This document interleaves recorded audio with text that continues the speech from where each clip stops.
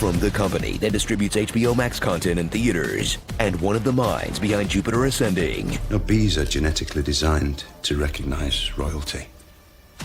Comes an installment so long in the making. This is what technology looked like when the last one came out. Freeman, 713. I am a Sentinel.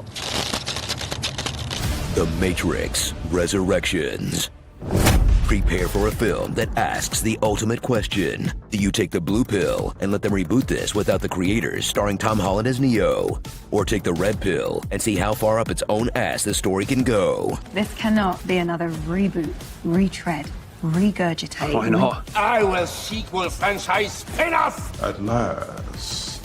Wasn't too sure about the callback, but you know, it's just hard to resist. As Matrix 4 attempts the rare reverse double mind a movie about being forced to make a follow-up to a trilogy you're currently watching the forced follow-up to, which just ends up being reality? Our beloved parent company, Warner Brothers, has decided to make a sequel to the trilogy.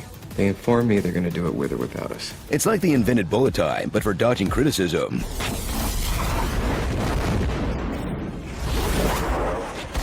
Whoa. You forgot how The Matrix ended. No, the other ones. Look! Just look at that.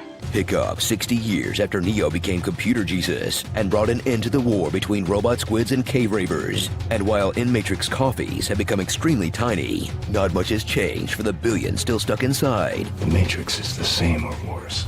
But Neo won't return to shut it down for good or awaken the millions who still want to be free. No, instead, watch the Chosen One risk it all to eat his girlfriend. If there is a chance I can free her. Even if it means endangering everyone in this city. Because we're finally getting the answer to what the franchise was really about. Taking unlabeled pills, then risking it all to impress a girl you met online. I just thought, you were a guy.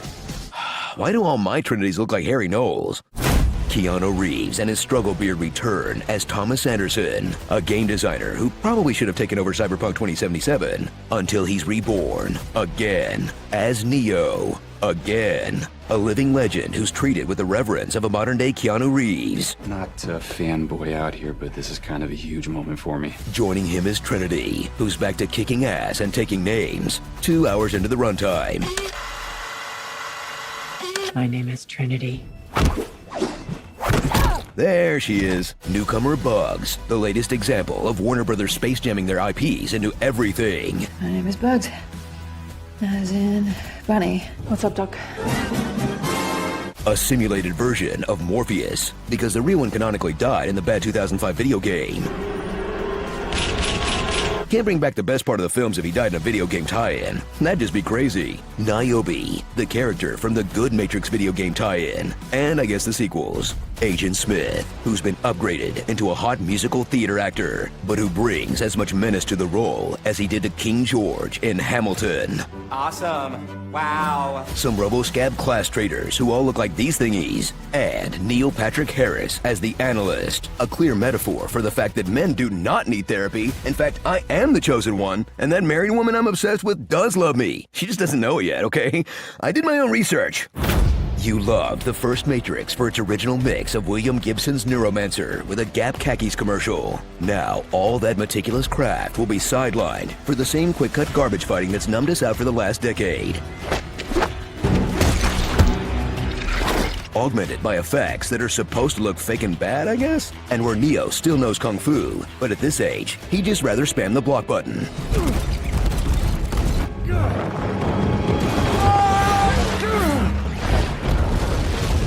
Come on, you have John Wick in your movie, and that's the director of John Wick. Would it kill you to wick it up a bit? Wiki wiki kiki kiki.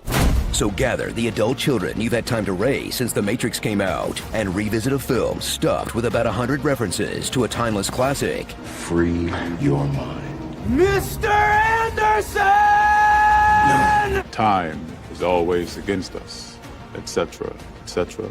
And 2 or 3 references from the sequels, in this self-aware shrug of defiance towards franchise filmmaking that got trounced at the box office because 2 rival studios released 6 different Spider-Men starring 3 different actors, then reunited them on screen before the M-Fortrix could even come out. Sorry, Neo, you're too late. We've all been spider-pilled. Starring. It's about ethics and gaming symbolism. Deus Ex Mach on her. Yeah, I know I'm not Lawrence Fishburne, but give me a chance. The Defenders, Antivirus, Dark Clippy, You Know Weaving. Whoa, is that Christina Ricci? For one scene? Jada Packett Sniff. And when you finally buy a bidet. I gotta hack in the bathroom, hurry! Yes.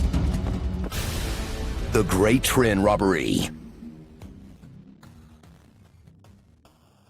Pretty cool that the two big villains are both musical theater icons. When are we getting The Matrix on Broadway? Kristen Chenoweth as the Oracle, that guy who played Shrek as the Architect? Oh, and Ben Platt as the Spoon Kid. He's the perfect age.